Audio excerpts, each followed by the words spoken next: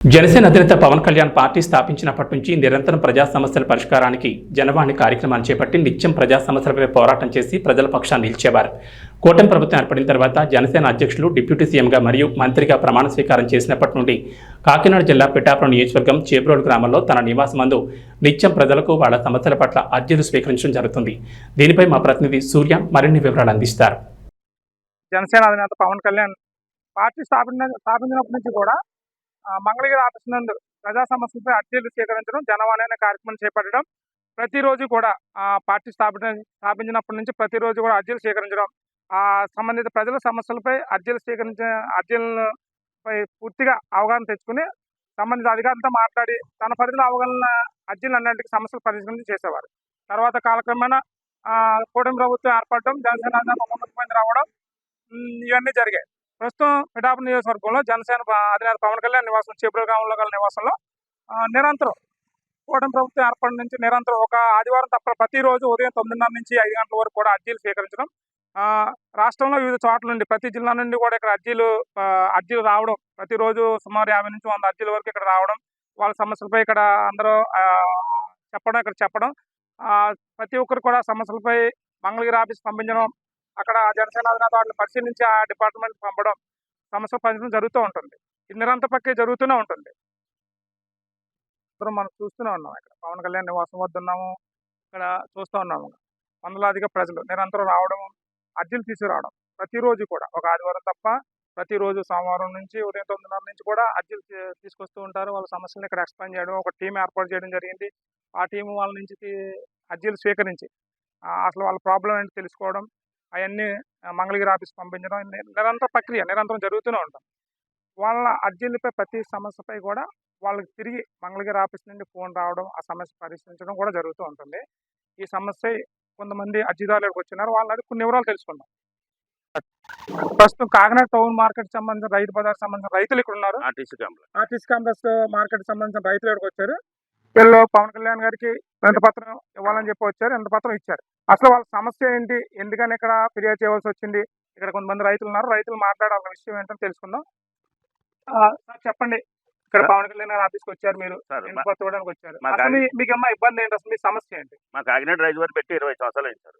25 సంవత్సరాల్లో కూడా 22 సంవత్సరాలు చాలా చాలా సూపర్ గా జరిగిందండి. అది చంద్రబాబు నాయుడు గారు పెట్టిన పథకం అండి. అది మా కాకినాడ పిఠాపురం మండలం అలాగే కాకినాడ రూరల్ మండలం నుంచి ఒక 100-120 మంది రైతులు వెళ్ళారు సార్.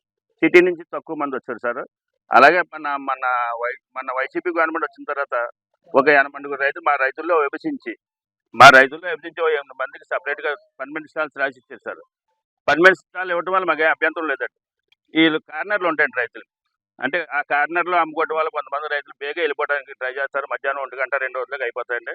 100-200 ఎక్స్ట్రా వస్తుంది. దాని గురించి ఆశపడుతూ ఈ కార్నర్లో గత వైసీపీ నాయకులు ఏం చేశారంటే ఈ ఎండమండగిరికి కేటాయించారు సార్. దానికి మా 120 మంది రైతులు కూడా వ్యతిరేకంగా ఉన్నారు సార్. వ్యతిరేకంగా సరే అది జరిగిపోయింది. గత 5 సంవత్సరాల నుంచి ఇబ్బంది పెట్టారు మమ్మల్ని. ఇప్పుడు కూడా అదే 8 మందికి కూడా ఇప్పుడు వచ్చిన నాయకులు కూడా కూటమి ప్రభుత్వం వచ్చిందని చాలా ఆనందపడ్డాం సార్. కూటమి ప్రభుత్వం రావడం వల్ల చాలా ఆనందపడ్డాం. కానీ కూటమి ప్రభుత్వంలో కొంతమంది అధికారులు కలిపి ఇప్పుడున్న నాయకులతో కలిసి ఈ మా 8 మందికి కూడా మమ్మల్ని కాదని చెప్పి మాకు పర్మనెంట్గా చోట్లు ఇచ్చారు.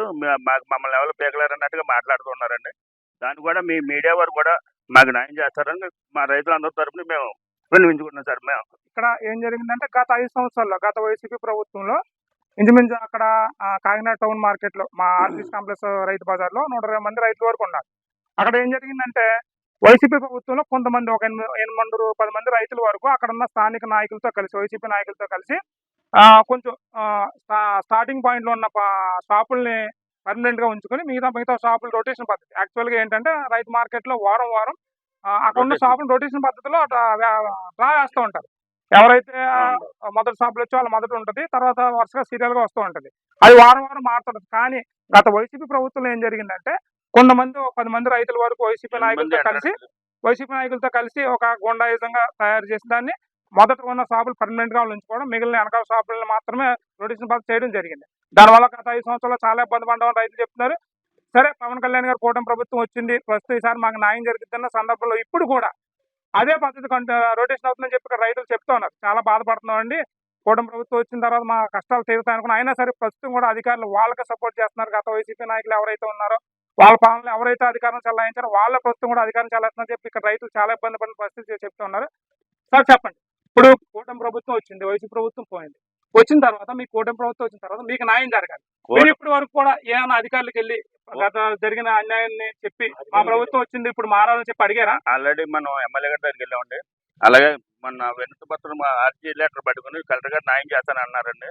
తర్వాత మా ఏడీఎం గారు, మా అధికారి, మా విఈఓ గారు అందరూ కలిసి మీ వినతి పత్రం మాకు ఇవ్వండి, మేము కలెక్టర్ గారికి అందజేస్తా ఉన్నారండి.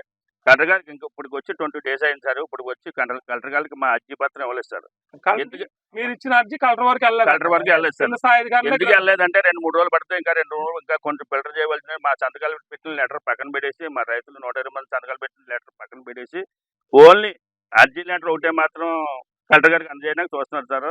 ఇంకా ఇవ్వలేదు సార్. సరే మా ఏడీఎం గారిని ఫోన్ చేసి అడిగితే లేదు ఇంకా కొంచెం టైం ఉంది, శుక్రవారం శనివారాల్లో పట్టుకెళ్ళి ఇస్తాం మేము అని అంటున్నారండి.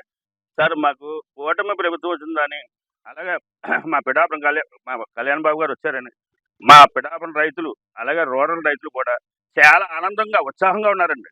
కానీ ఈ యనమండగిరికి 10 మంది ఉన్నారండి. 10 మందికి కూడా వీళ్ళే ఒత్తాసు పలుకుతూ ఉన్నారు సార్.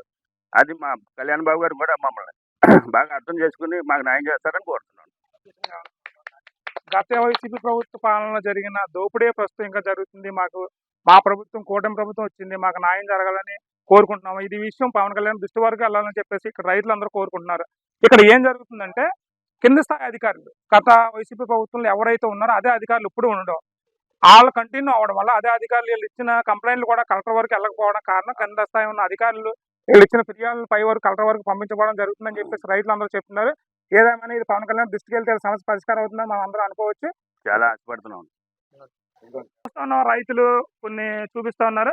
ఇక్కడ గత వైసీపీ ప్రభుత్వం సంబంధించిన నాయకులు ఆ సిద్ధం ఫ్లెక్సీస్, ఆ వైసీపీ ప్రభుత్వానికి సంబంధించిన నాయకులకి స్వాగతాలు పలికేవి ఇవన్నీ కూడా కనిపిస్తాయి. ప్రస్తుతం ఇందులో కనిపించే ఈ వైసీపీ సంబంధించిన రైతులు ఒక 8 రైతులు ఇప్పుడు కూడా డామినేషన్ చేస్తూ మిగతా రైతులు తప్పుదోవ పట్టిస్తూ ఆ రొటేషన్ పద్ధతి లేకుండా ప్రత్యేకంగా కొన్ని షాపులను పర్మనెంట్ గా ఉంచుకోవడం, రొటేషన్ పద్ధతి లేకుండా మొదటగా ఉన్న ఎక్కువ స్థానిక మొదట వరుస షాపుల్లో ఫస్ట్ ఏవైతే ఉంటాయో ఎక్కువ సేల్ జరిగే షాపులు ఏమంటే ఆ షాపులను ఆక్రమించుకుని ఉండడం, మిగతా రైతులు ఇబ్బంది కలిగించడం, ఇవన్నీ చూస్తుంటే ప్రతిదీ ఆధారం సహా చూపిస్తున్నారు రైతులు. ప్రతిదీ ఆధారం సహా ఇక్కడ కనిపిస్తూ ఉంది చూస్తే. ఇవన్నిటి మీద కూడా కలెక్టర్ గారు ఫిర్యాదు చేసామన్నారు.